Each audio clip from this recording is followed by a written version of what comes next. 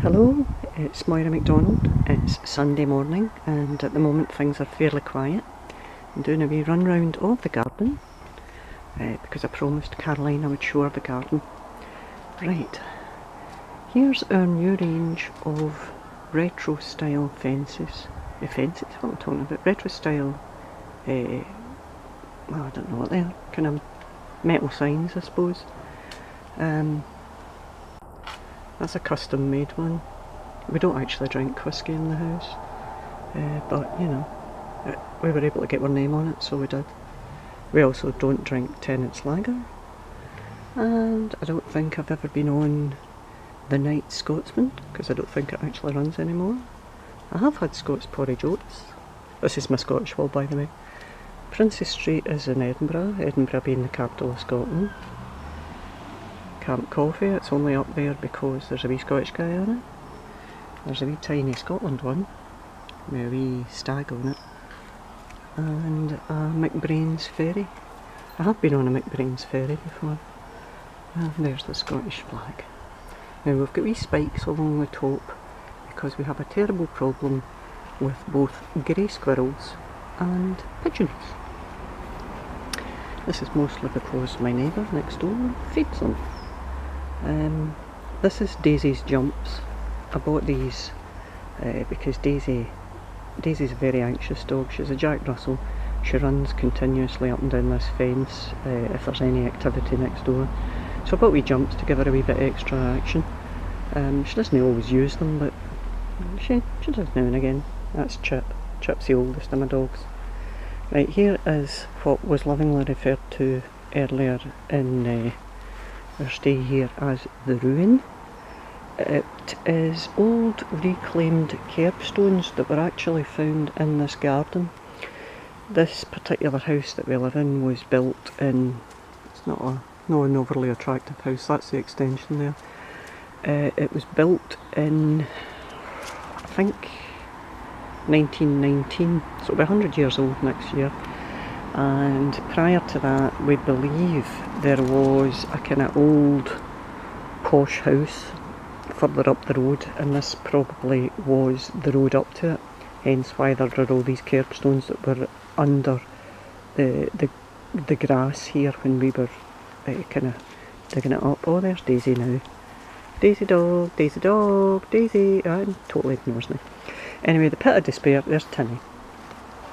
The Pit of Despair was originally built by ourselves, but it wasn't done very well because we just kind of dry stain diked it, and we know about as much about dry stain diking as your average person to Glasgow, which is basically nothing. So when the garden was renovated, we asked the guys that were doing it if they could in fact cement the Pit of Despair up.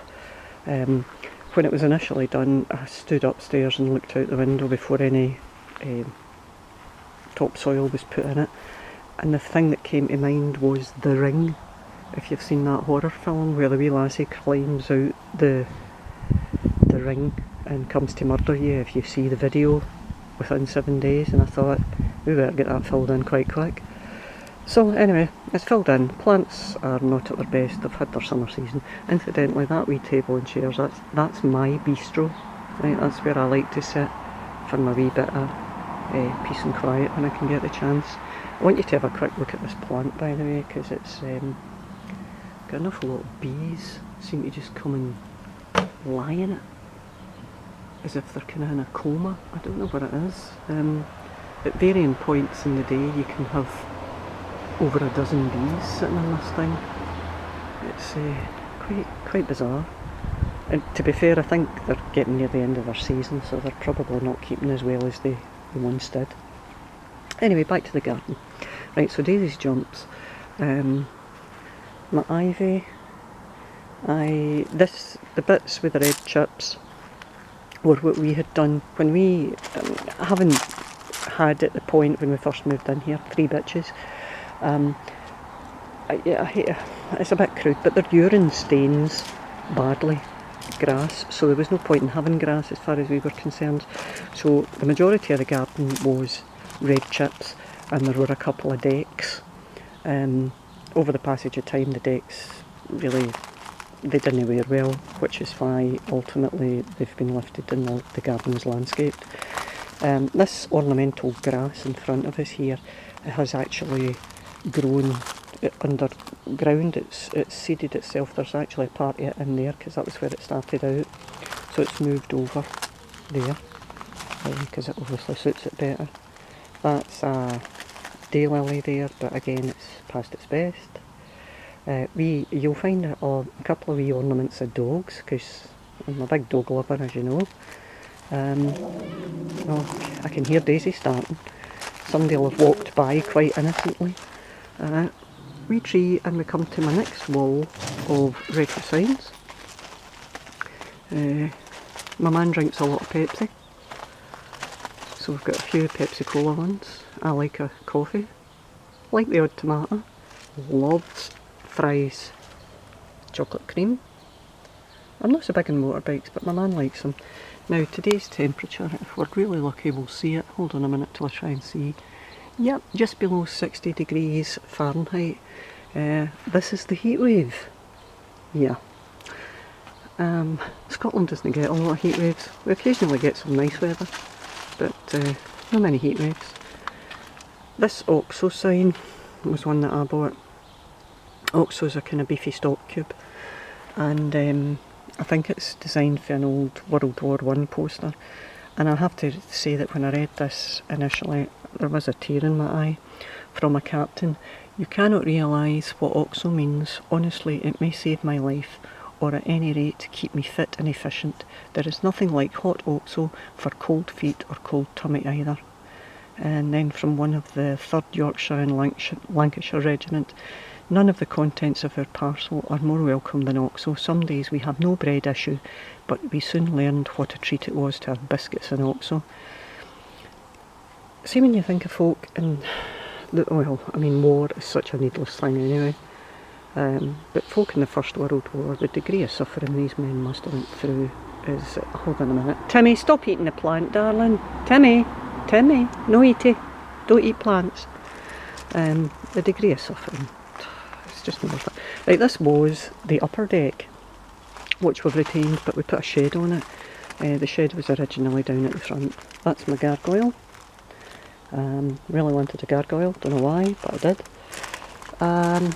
Big chest piece, had that a few years now.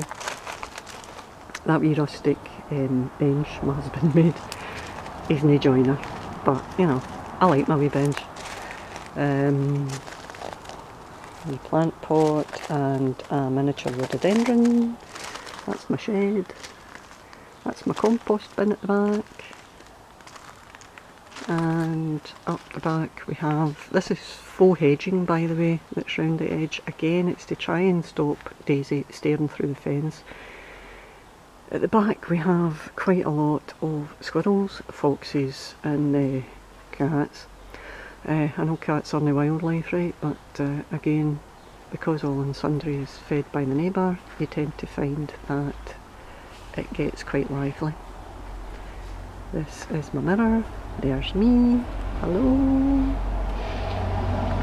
My wee kind of fancy. This is my kitsch wall. It's just, you know, you like a wee bit of thingy, tacky stuff. There's no other way of wording it. Right, back through the rest of the garden. The grass is thingy. What do you call it? Artificial. And it's great, best thing ever. It wasn't cheap, but absolutely brilliant. Right, here's my rhododendrons. I have, one of my rhododendrons has decided to flower at the completely wrong time. I have been feeding them this year.